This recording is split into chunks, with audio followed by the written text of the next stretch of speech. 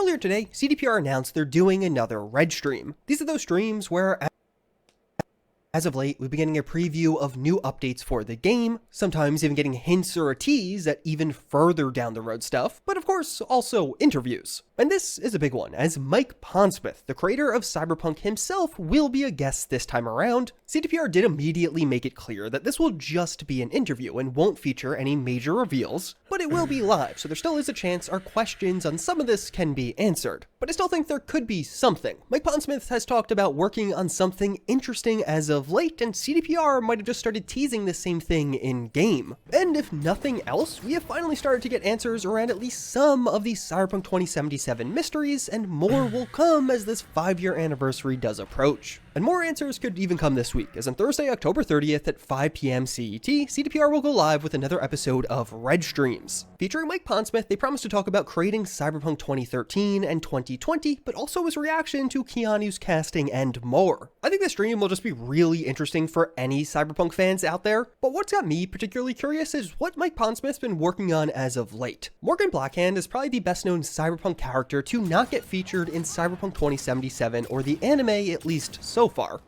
Described as looking like George Clooney, but of course with a black hand, Morgan Blackhand is well known for a good reason. Described as the solo, Blackhand is functionally a one-man army and one of the most famous mercs for hire in and around Night City. He was even at the assault on Arasaka Tower. He led one of the other strike teams right alongside Johnny Silverhand. Unfortunately though, that's where it all goes cold for Morgan Blackhand. He has a very in-depth story in the lore right up until this specific assault, as from this night onwards, Morgan Blackhand went missing. It was actually a major point of speculation with both Cyberpunk 2077 and even Phantom Liberty that this guy would pop up as a major character. There's some mentions here or there, potentially even in Japantown around the time of 2077, but the story of Cyberpunk's most famous solo is unfinished, and that might be changing soon, because I have a suspicion that Morgan Blackhand was going to pop up in the original expansion 2 for Cyberpunk 2077. That of course ended up getting cancelled with the launch disaster and all of the ensuing updates, but it does become interesting again as we just got word that more work on Morgan Blackhand is occurring. This character is extra special as it's the personal character of Mike Pondsmith, the creator of all of this. With Blackhand's absence from Cyberpunk 2077, fans were concerned about a potential retcon on his role, but all the way back in April of 2022, this was debunked by Pondsmith himself. Morgan hasn't been retconned out of 2077, far from it, but the deal is that I have a few things I need to do with him in the timeline before CD gets to play with him. Stay tuned and make sure to check out Cyberpunk Red as well as any upcoming 2077 DLC. He follows this up a few months later in October of 2022 to say, me and my opposite number at CDPR, Patrick, are planning a whole crazy backstory about what Morgan has been doing since the nuke. And if you're excited about Morgan Blackhand or the future of Cyberpunk, both of those posts feel pretty important to me. The quote that CD gets to play with Morgan does seem to be confirmation that Morgan Blackhand will pop up in one of the games at some point, or at least was planned to in the past, and the mention to look out for future DLCs, while also learning that Patrick, likely Patrick Mills, the Cyberpunk lore master at CD Projekt Red, was working with Mike Pondsmith on this, does feel like a pretty big clue of something. A CDPR employee was working on Morgan Blackhand lore and backstory in 2022. This was posted a full year before the release of Phantom Liberty, but obviously that didn't go anywhere. At least not in the 3 years since it was posted, as we still know next to nothing about Morgan Blackhand. But just recently, in December of 2024, Mike Pondsmith started talking about all of this again at PAX Unplugged. I am working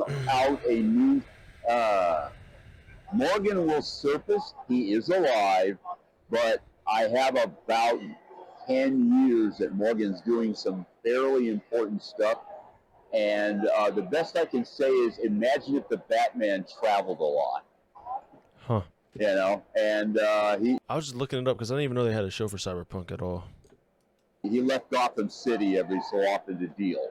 And so right now what's going on is I am building backstory into Red of what Morgan did to get up to 77. And you're going to see him in a couple other places that aren't necessarily Night City, because we're talking about expanding the world a bit. And that is an interesting reveal. It seems like not much progress was made. They're still working to fill in Morgan Blackhand's story up until 2077, but a couple of big choices were made. Morgan was in Night City. This is confirmed here by Mike Pondsmith, and he does continue on to say how we wouldn't notice him. He would be some accountant-looking guy in an elevator who drops his briefcase and then shoots us.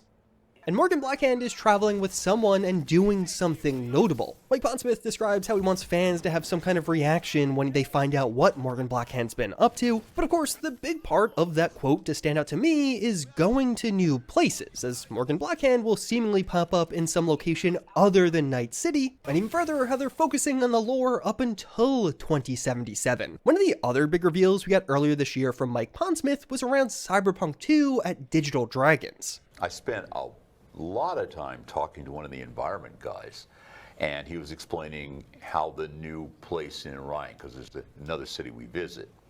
I'm not telling you any more than that, but there's another city we visit, and Night City's still there. But I remember looking at it and going, yeah, I understand the feel that you're going for this, and this really does work. And it doesn't feel like Blade Runner. It feels more like Chicago gone wrong. So in late 2024, he's working on Morgan Blackhand lore, where he goes to new places. In May 2025, he's talking about a second city being present in the Cyberpunk sequel, cool. And I think that second city might be the Plex. This being a giant interconnected metroplex of several cities on the East Coast. Pretty much all of the good cities in the US in one. And if this is the first time you're learning about the Plex, remember it, because you're going to be hearing more about it in the future, almost certainly. CDPR is clearly teasing something here. The Plex was only first mentioned in a shard in Phantom Liberty. Just this one shard that was added with that expansion, but then all of a sudden, with patch 2.3, all 3 of the new vehicle quests have some mention of this location. The most notable being around the new Caliburn Rayfield Mordred. On one of the Rayfield executives' laptops, you could find an entry about the Mordred. It describes how it was designed for a discreet business trip to the Plex in 2075 by Yorinobu Arasaka, and how it must use the latest weapon and armor systems to withstand all possible threats, both street level and corporate, needing a highly armored and specially weaponized vehicle to not only defend from corpos, but also some of the street level threats. Does sound a lot like a Chicago gone wrong.